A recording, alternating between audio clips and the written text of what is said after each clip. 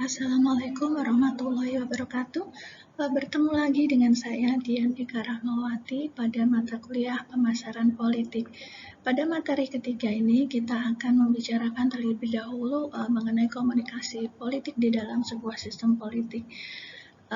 Pada rangkaian materi sebelumnya, pada materi pertama saya menyampaikan tentang beberapa poin-poin penting yang harus teman-teman pahami mengenai komunikasi sebagai satu pijakan untuk memahami komunikasi politik.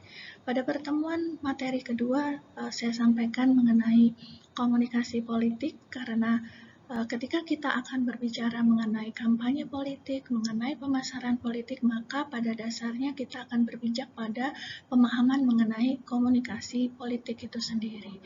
Nah, pada materi ketiga ini, menyambung dari materi yang kedua, saya akan membicarakan bagaimana sebetulnya komunikasi politik di dalam sebuah sistem politik.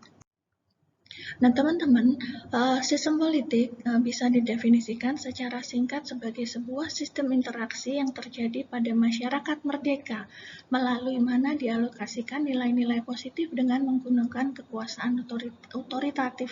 Apa sih artinya ini? Artinya adalah ketika kita bicara sistem politik, berarti kita berbicara tentang negara yang sudah merdeka. Artinya negara yang belum merdeka, negara yang ada di bawah jajahan negara lain itu tidak memiliki sistem politiknya sendiri. Ya, dan yang kedua adalah adanya poin untuk mengalokasikan nilai-nilai politik yang dianggap penting, yang disepakati di dalam negara itu dengan menggunakan kekuasaan otoritatif. Kekuasaan otoritatif di sini menunjukkan pada adanya kewenangan secara legal. Nah, menurut Gabriel Almond, sistem politik itu bisa memiliki dua fungsi. Ya, baik fungsi yang pertama adalah fungsi input dan nanti fungsi yang kedua adalah fungsi output. Jadi, fungsi sistem politik ada dua ya teman-teman, fungsi input dan fungsi output. Menurut Gabriel Almond, fungsi input itu terdiri dari yang pertama adalah fungsi sosialisasi politik dan rekrutmen politik. Kemudian yang kedua adalah fungsi artikulasi kepentingan, dan yang ketiga adalah fungsi agregasi kepentingan, dan yang keempat adalah fungsi komunikasi politik. Jadi kita lihat di sini, kalau kita menggunakan teorinya Almond, komunikasi politik itu sebetulnya adalah bagian dari fungsi input di dalam sebuah sistem politik. Nah, apa kemudian fungsi outputnya dalam sistem politik? Kita lihat dulu teman-teman. Nah, fungsi output itu ada tiga, yaitu pembuatan peraturan atau kebijakan, kemudian yang kedua adalah penerapan peraturan atau kebijakan, dan yang ketiga adalah adjudikasi peraturan atau kebijakan. Nah, kita tahu bahwa yang menjalankan fungsi pembuatan peraturan itu adalah eksekutif dan legislatif secara bersama-sama, terutama di mana legislatif menjalankan fungsi legislasinya, ya, dan kemudian yang kedua penerapan peraturan atau kebijakan itu dilakukan oleh eksekutif dan adjudikasi peraturan itu dilakukan oleh yudikatif. Nah, sebetulnya teman-teman apabila kita melihat penjelasan Gabriel Almond mengenai fungsi input dan output, walaupun ada pembedaan-pembedaan sebagaimana tadi komunikasi politik masuk di dalam fungsi input, tetapi sesungguhnya kita melihat bahwa fungsi komunikasi politik ini ada pada saat setiap fungsi yang lain berjalan. Mari kita lihat lagi. Kita tidak bisa melakukan sosialisasi rekrutmen politik tanpa adanya sebuah proses komunikasi.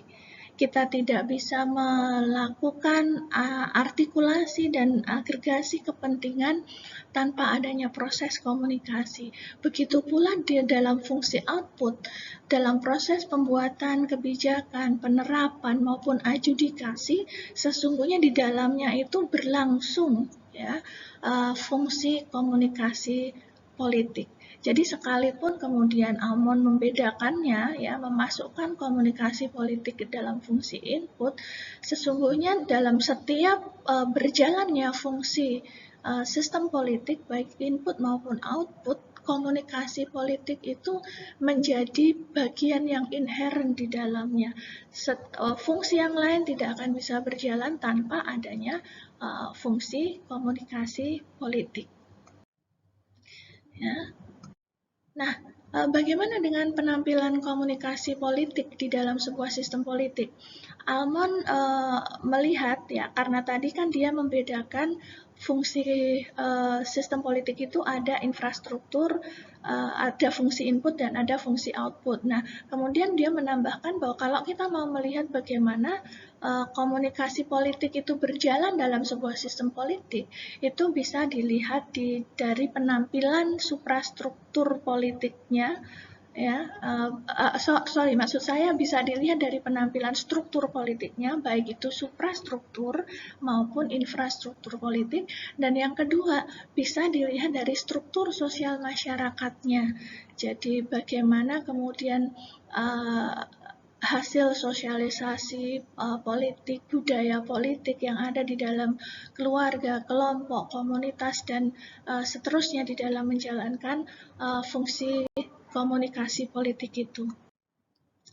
Nah, Almond kemudian membedakan sistem politik modern dan sistem politik tradisional atau transisi, di mana dia menggunakan parameter homogenitas informasi politik, mobilitas informasi politik, volume informasi politik, dan arah arus informasi politik.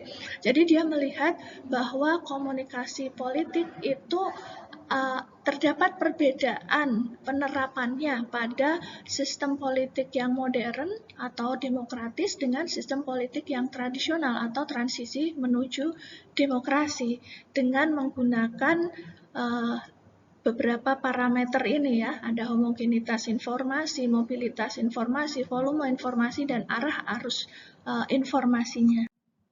Nah, homogenitas informasi politik itu berkaitan dengan perumusan informasi politik yang mempunyai cara terstandar supaya semua pihak bisa memahami tanpa mengalami kesulitan. Sedangkan kalau kita bicara mobilitas informasi politik, berarti kita bicara bagaimana pergerakan informasi di dalam sebuah politik dari pusat ke daerah, dari daerah ke pusat ya, apakah kemudian lancar ya, kemudian bisa memberikan ruang dan seterusnya. Nah, bagaimana dengan volume informasi politik? Menurut Almond, volume informasi politik itu berkaitan dengan sedikit banyaknya atau bebas tidaknya informasi politik itu mengalir di dalam sebuah sistem politik. Ya, dan yang berikutnya adalah arah arus informasi politiknya. Apakah bersifat satu arah, bersifat dua arah, apakah bersifat top down ataupun bersifat bottom up. Jadi tentunya di dalam setiap parameter tersebut ada bedanya antara sistem politik yang menganut demokrasi dan yang belum demokratis atau transisi menuju demokratis ya. Seperti contohnya ketika kita bicara arah arus informasi politik misalnya, di dalam negara demokrasi tentunya komunikasi politik itu sudah berjalan dua arah, sama-sama memiliki ruang untuk menyampaikan informasi baik dari politisi kepada konstituen, konstituen kepada politisi, dari pemerintah pada masyarakat, dari masyarakat pada pemerintah, dan seterusnya.